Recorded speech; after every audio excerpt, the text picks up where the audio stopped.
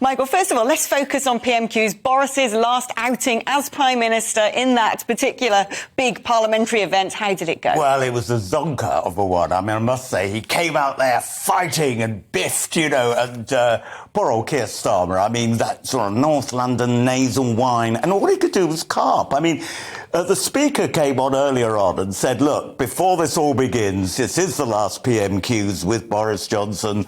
Let's just be nice about it and all the rest of it. Like heck, it just went wild. And what was really revealing was at the end, when Boris said, well, Mr. Speaker, hasta la vista, which I thought was a good way of saying goodbye, we all stood up and applauded. And normally we don't like applauding in the House of Commons.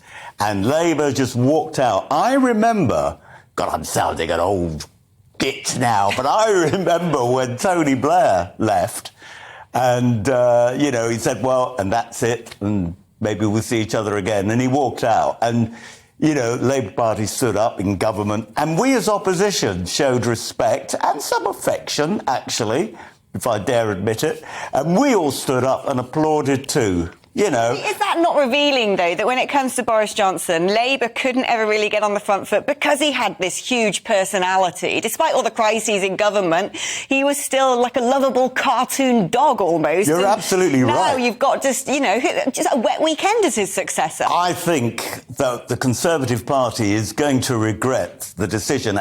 But you know what really stuck under my craw, or whatever the phrase is? In my craw. What is the phrase? In your craw. In my craw. Thank you, Patrick.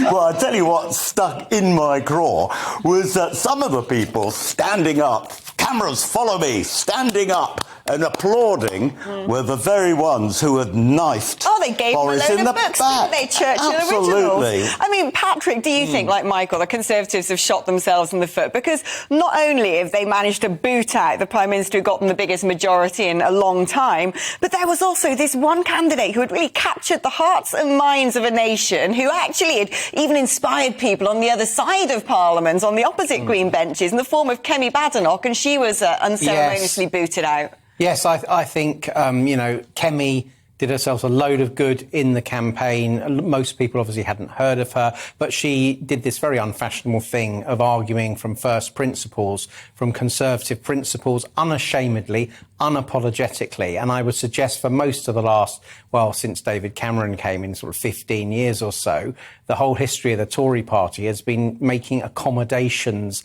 with its enemies, usually on the progressive left. On the Brexit thing, it was UKIP and later the Brexit Party which forced the Tories to do something they didn't want to do. But with Kemi, she's unashamedly explains Conservative principles, whether it's a small state or supporting the institution of the family or being proud of the nation.